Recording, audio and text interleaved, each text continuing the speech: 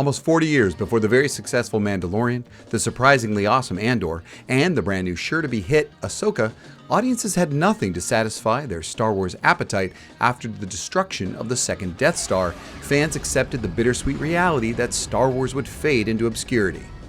That is, until one Saturday morning in 1985. You've entered the Gen Experience. I'm Victor, and like many of you Star Wars fans, well, the non-toxic ones, I'm anticipating Ahsoka. This new series is based on a character from the modern era and goes to show you that we Gen Xers can be taught some new tricks. I want to take a moment to say thank you for clicking on the show. The Gen Experience has grown recently and I appreciate the views. Please continue to engage with likes and comments and consider pressing subscribe right now. The world said goodbye to Star Wars with the third installment, Return of the Jedi. It was 1983, and although rumors in fan magazines and underground geekeasies whispered George's intent of additional stories of our favorite sci-fi space opera, we assumed there was no characters to keep the light on in a galaxy far, far away. By 1985, with your bowl of C-3POs, you could settle down in front of the tube for more adventures from the Star Wars universe. Only in a very unexpected way. Help me, Saturday morning cartoons. You're our only hope. The Star Wars Holiday Special had come and gone into the vault far, far away. However, it did leave us two important side notes. Oh, yes. I can feel my creation. I'm getting your message. Are you getting mine? No, not that. Number one was the animated standalone story, The Tale of the Faithful Wookiee, that featured the first appearance of Boba Fett in media. And second, that audiences wanted more Star Wars, even if on TV, just as long as it was done well, which the holiday special was not. Droids debuted as an animated Saturday morning series in 1985 and detailed the continuing misadventures of our two favorite droids, C-3PO and R2-D2. This one-season diamond in the rough is not as bad as it may seem from the onset. We can thank the holiday special for at least this. The animation style in the Tale of the Faithful Wookiee cartoon from the special was done by Canadian animation company Nelvana, and they continued that rubbery type movement of their characters and reused model sheets from the cartoon for use on droids.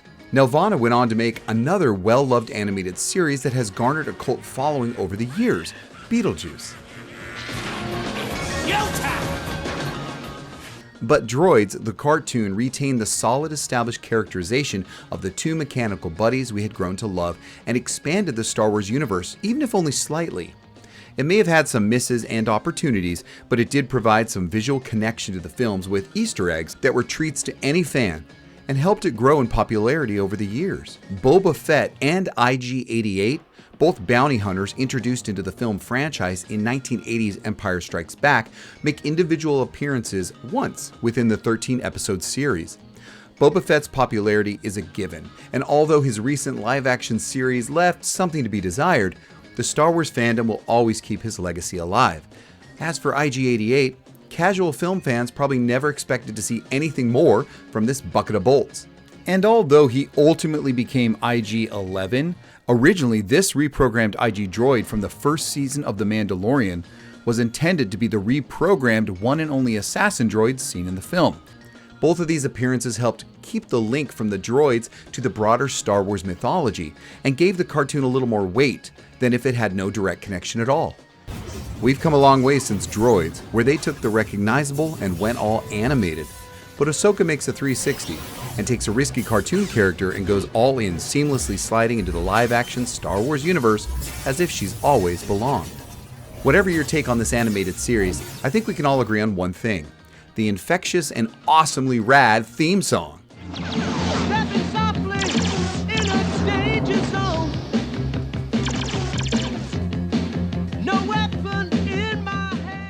In Trouble Again is the opening theme from Star Wars Droids, the animated series. The song was written by Stuart Copeland of The Police and Derek Holt of Climax Blues Band. Copeland also sings lead vocals. This theme song is one you just want more of. It has an exciting and heightened sense of purpose and an undeniable vibe of the 80s musical strains, accompanied by perfect lyrics that remind us who this show is about and what is the feeling.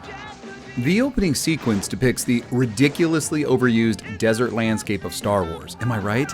As well as recognizable in-universe vehicles. and the odd flexibility of characters that should be stiff and robotic. That was the calling card of Nirvana. Top it off with laser sounds and high-tech looking title graphics, and the Droids cartoon intro goes down in history as one that is better than it deserves to be. Hearing this theme, or my second favorite cartoon theme song that epitomizes the 80s sound, Mask, just puts me right there and brings it all back. What about you? Perhaps Droids is not the best Star Wars narrative, but it clearly represents a time period somewhere between Revenge of the Sith and the original Star Wars A New Hope. Like a grand adventure that R2-D2 got his reluctant friend into, be malfunctioning within a day. the whole series covers a time where the comic duo had gone under the services of other masters, like an unintended side quest where their absence from the Rebel Alliance went unnoticed before seemingly sliding right back into the continuity of the timeline we all know. Sadly, in 2014, when the official canon was signed, sealed, and delivered, these adventures were not included. This is madness. It wouldn't have been a crazy thing to include. The original 5-year mission of Star Trek did not complete with the 3-year run of the original series, but the remaining years are now part of the in-canon Star Trek the Animated Series content. These cartoon shenanigans are now part of the lore of that universe, and by now I bet they've explained why Chekhov was replaced by a cheap knockoff of Joe Camel. Luckily, there is official canon directly from Droids that honor its place in history. The very first prequel, The Phantom Menace, includes the Boonta Eve classic pod race. That event is lifted right from the Droids 80s cartoon. This, plus General Grievous's wheel bike, are a little gift from the creators and showrunners of the continuing Star Wars saga. Why then not canon, right? And couldn't Ahsoka have appeared somewhere here? It could fit. She had already left the Jedi Order and was in hiding, so a little run-in with the droids would make for some great fan fiction. Get on it, geeks. And then there's Anthony Daniels. We can't forget the gift who keeps on giving.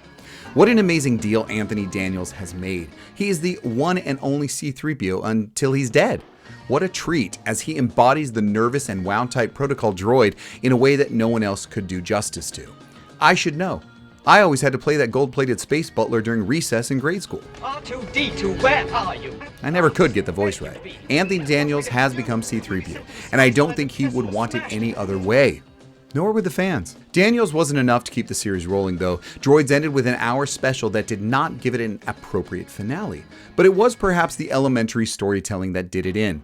The robotic Abbott and Costello may not have translated as well to the animated small screen, or perhaps the dumbing down of the material was to blame. Either way, Lucasfilm hadn't put all of its poor gags in one basket, and was offering a completely different take on Star Wars at the very same time, one that had already been tested a year earlier. Trying to keep up with the momentum of success and the legacy alive after Return of the Jedi, spin-off series were in development. But it was 1985, and without streaming heavyweights or better special effects, broadcast TV could not handle the scope of what Lucas had in mind. And although Saturday morning cartoons would have to do, the second Star Wars animated outing did have its roots in an established live-action network special from 1984. Having nothing to do with the holiday special, The Ewoks Adventure, Caravan of Courage debuted on November 25th, 1984. Because nothing says Thanksgiving like an Ewok. Bringing the cuddly forest warriors to TV seemed to make sense. Although the production value was improved since the Thanksgiving Star Wars special of '78, the writing and the end product was just...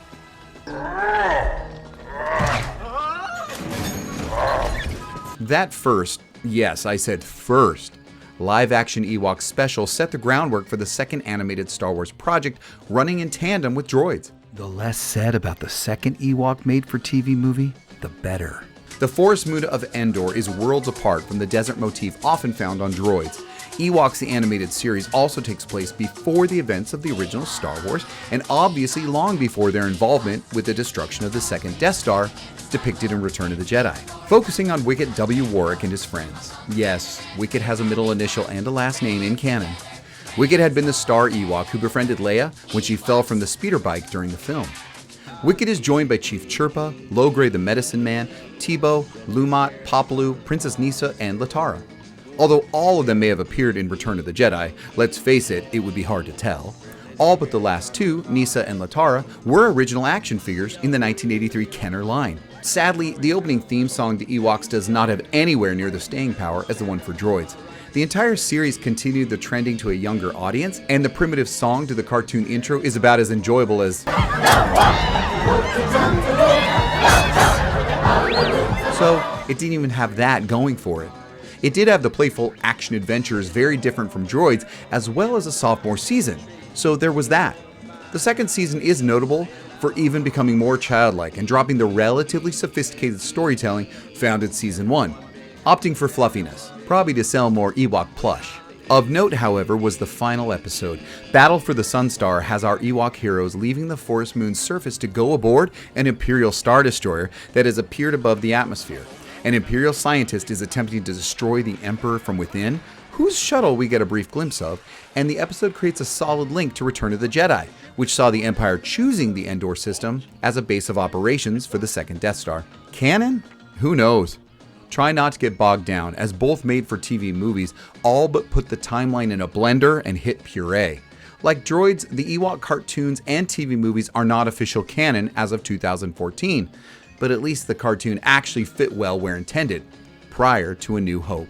So take it or leave it and make your own call. These early examples of George Lucas's attempt to bring Star Wars into your home are far from what is delivered today. Almost 40 years later, and we have incredible eye candy in the form of cinematic TV series expanding the universe and blowing our minds. Not to mention being less childlike. Ahsoka, whose own timeline could have had her very well running into Ewoks or encountering our intrepid droid duo, could make for some awesome adventuring. Could you imagine? What stories could you dream up between them? I should mention that animated Star Wars have been around for some time. After the 1985 Saturday morning series, no less than 15 Star Wars full series or shorts have debuted in various styles and on a variety of channels. The full CGI series, The Clone Wars, introduced us to Anakin's Padawan Ahsoka, and her story continued in the series Rebels, whose own narrative was awesome. The animated history of Star Wars may have started humble, notably with Dexter's Lab and Samurai Jack creator Genndy Tartakovsky's original Clone Wars short, but it seems there is no end to this medium for telling new, compelling stories from the galaxy, or garnering the respect from supportive fans. As much of a Clone Wars and Rebels fan I was, it is their live-action series that brings it home for me. Not all winners, but none spectacular failures. Unless, of course, you're part of the fandom menace. But ripping it apart as a career goal is not something I get off on. Ahsoka Tano has already proved a success, a pop culture phenomena, and who doesn't love Rosario Dawson? It just wouldn't be the Gen experience without toys, and wouldn't be Star Wars without action figures. Ahsoka action figures are not new. To this date, she has no less than 25 dolls or action figures produced or in the works, the newest being created with the likeness of Dawson herself.